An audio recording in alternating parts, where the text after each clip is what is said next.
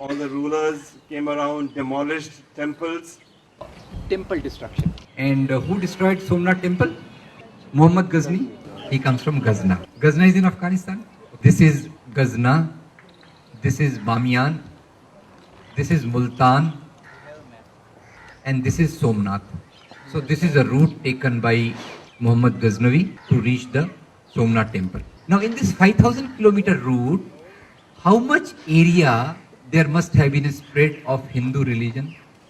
2,000 kilometers. Now in 1 kilometer area where Hindu religion is spread, generally how many temples are there? Should we compromise at 5? 5, okay.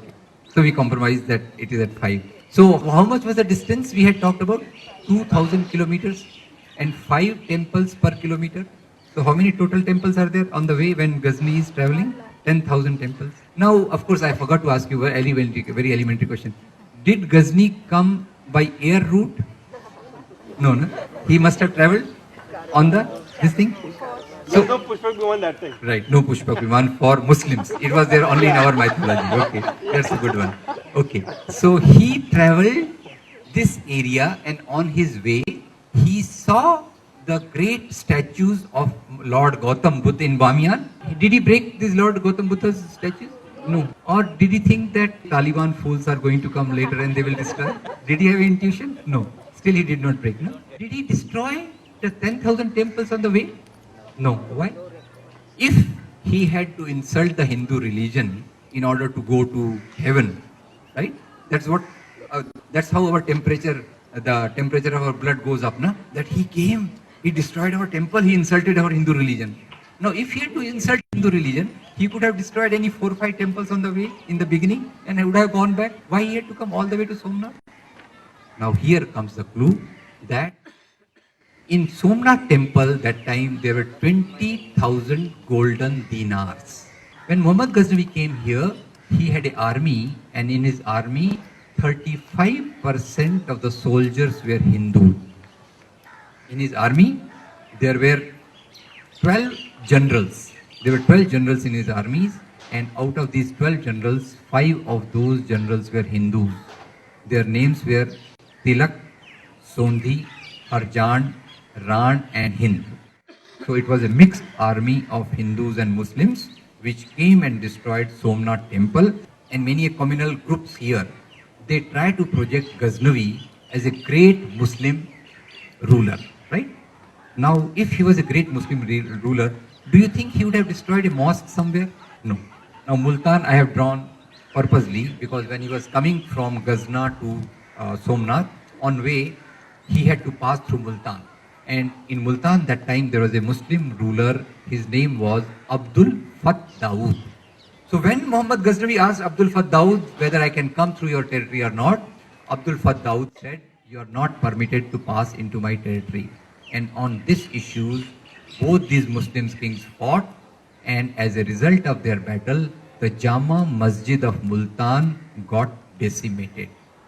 So the same person who goes and destroys a temple in Somnath has to destroy a mosque right in the way, right in the beginning. Now there is another Hindu king. His name was Raja Harshdev. He was ruling in Kashmir in 11th century. And this point which I am telling you is from a book called Raj Tarangini by poet called Kalhan. Kalhan in his book mentions that this Raja Harsh, during his tenure, he created a new designation, and the name of this designation was Devot Patan Nayak, an officer who uproots the idols of God. And who's doing this? This is being done by a Hindu king. But remember, there is a unwritten clause there that don't destroy the statues made of stone. You have also only to uproot the statues which are made of gold and silver. In medieval times, many kings destroyed temples, mosques and churches. And they did this on selective basis. Only those temples, mosques and churches were destroyed which had a huge repository of wealth. Here I must point out that it was not only medieval times. even current times. Last month, I read a news item in our Bombay papers. I don't know whether you read it or not. There is a very famous temple there called Siddhi Vinayak Temple. Siddhi Vinayak Temple has a wealth of around 150 crores, mouth-watering wealth of 150 crores. And there are two groups which are competing with each other as to which group can corner more money out of that. And here also I read other day that Tirupati Balaji Temple, its wealth is so much that every year it earns 200 crores out of mere interest of the money. Who was the most cruel, bad and the worst king who ruled this part of the world? Aurangzeb? Very correct. Aurangzeb we regard as one of the worst kings who has ruled this part of the country. Look at Aurangzeb as to what type of king was he. I have no sympathies for Aurangzeb, let me be very clear. We'll see his life, whether he ruled for religion or whether something else dictated his life. Now, to begin with, once the Nawab of Golconda, his name was Tana Shah. Tana Shah did not pay tribute to Aurangzeb for 3 consecutive years. And he said that there is a problem in his country, there is no proper crops, so people do not have money to give the tribute. Now Aurangzeb was very clever. He sent his spies to find out as to where is the wealth of Tana Shah. They found out that Tana Shah has hidden his wealth under a mosque in Golconda. Aurangzeb sent his army to destroy the mosque and to take away the wealth to his treasury in Delhi. So those people who think that Aurangzeb was a great Muslim king and an anti-Hindu king just have to think a bit about him. Now second episode about Aurangzeb, this I am quoting from a book, Feathers and Stone by Pattabi Sitaramaiah. Now once Aurangzeb was going from Delhi to Calcutta, and in his entourage there were 44 Hindu kings. Does it ring some bell? Aurangzeb, most cruel, most anti-Hindu king, and there are 44 Hindu kings in his entourage. Okay. Now, here I can ask you that do you know the Navratnas of Akbar's court? Can you tell me some Hindu names from that? Tansen, Birbal, right? So Muslim kings and Hindu officials. I must tell you that Mughal kings did not disturb the social structure of this country. Number one, please remember. Now I can again ask you another KBC type question. The British came here, they plundered the wealth from here. Where did they take it? To England. Simple, right? Now the KBC comes. Where did the Muslim kings take away the wealth of this country? Makkah, Medina, Tehran or Kabul? Nowhere, right? So they did not take away the wealth from this country. They lived here, died here, and all whatever they did was located around here. So can you see the difference between Mughal kings, Mughal rule and the British rule? Can you see the rule? Right? Some people, their temperature boils, their blood boils whenever the Muslim kings are mentioned. By and large, they are quiet about the British rule. I don't know the reason. This is a homework for you to find out.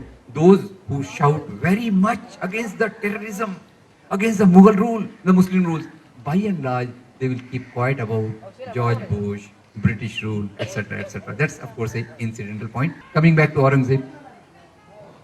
During Mughal period, the number of court officials in the Mughal kingdoms went on rising. Now Babur, now these days most of the politics goes on in the name of Babur, na? And if you have to derogate somebody, you can use the word Babur ki aulad. Who invited Babur to come to India? There was a king called Rana Sanga. Rana Sanga that time was having a battle against Ibrahim Lodi. Rana Sanga sent a message to Babur that you come, we will jointly defeat Ibrahim Lodi and we will rule the country jointly, right?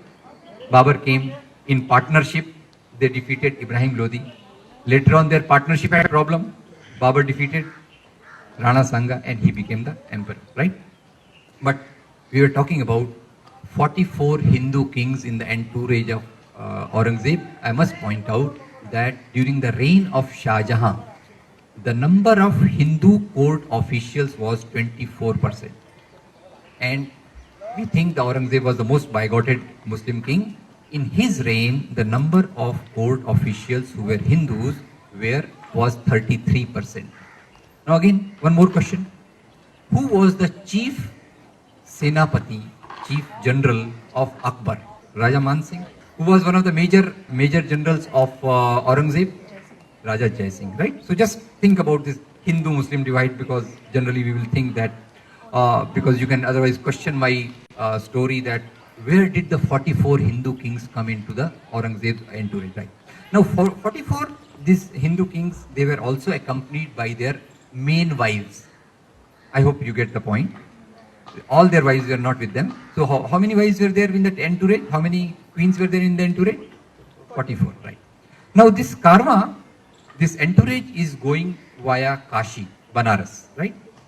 Now, when this entourage was passing the city of Banaras, then the queens, 44 queens, they passed on their request to Aurangzeb through their husbands that we are passing through such a holy place. Why don't we stay here for the night so that we can have a holy dip in Ganges and have darshan of Lord Vishwanath? Now, when this request went to Aurangzeb, Aurangzeb gladly accepted it, and the entourage stopped at Banaras. Next day morning, 44 queens woke up early, went for holy bath in the Ganges, and after having the bath, they came to the temple and had the darshan of Lord Vishwanath. While returning, how many queens had gone? 44. 43 queens returned. The Maharani of Kutch did not return. Now this is a very painful story. So Aurangzeb sent his top official to find out as to what has happened, and the top official found out that queen was found in the basement of the Vishwanath temple. When they saw the queen, she did not have clothes on her body, and she was semi-conscious. She was brought into the senses and she was put on the clothes. And when asked as to what has happened to you, she said that the Mahant of this temple has raped me. So this was such a painful thing for most of the people, that Aurangzeb gave death punishment to that Mahant. And then the king said that this place has become defiled. On the top is the Lord Vishwanath idol, and on the bottom such a dirty thing is going on. The place has become unholy. Aurangzeb said, I will give money from my treasury so that you can build another temple. You said he is the most horrible king. So he gives money from his treasury so that another temple can be built where the idol of Lord Vishwanath can be located. If you go to Kashi Vrindavan area, you will see a temple where the Lord is adorned with gold ornaments whose weight must not be less than a kilogram. And the pujari of the temple has a farman from Aurangzeb. The farman from King Aurangzeb says that I, Alamgir, King Aurangzeb, am donating these ornaments at the service of Lord Krishna. There is a book by Dr. Vishwambarnath Pandey, a very eminent historian of India. The title of the book is The Farmans of King Aurangzeb. And these list different type of donations which Aurangzeb gave to Hindu temples in particular. Once Maratha armies went on to attack Tipu Sultan in Srirangapatna. Right? Maratha armies, Hindu, Tipu Sultan, Muslim. Now these Maratha armies, when they went and attacked Tipu Sultan, they could not defeat Tipu Sultan. They were coming back. On way back, they demolished the temple in Srirangapatnam. Hindu armies destroyed a temple in Srirangapatnam, and by demolishing that temple, they gave a message to Tipu Sultan that, look, we can come to your territory and destroy your wealth. And Tipu Sultan got that temple repaired. No king can rule without winning the loyalty of the subjects, without respecting the feelings of the people. How was history written in the times of kings? There were courtiers who were poets, whom we called Charan, Bhat, Shair, who used to write. Imagine, I am a court poet in a particular king's court, 500 years earlier.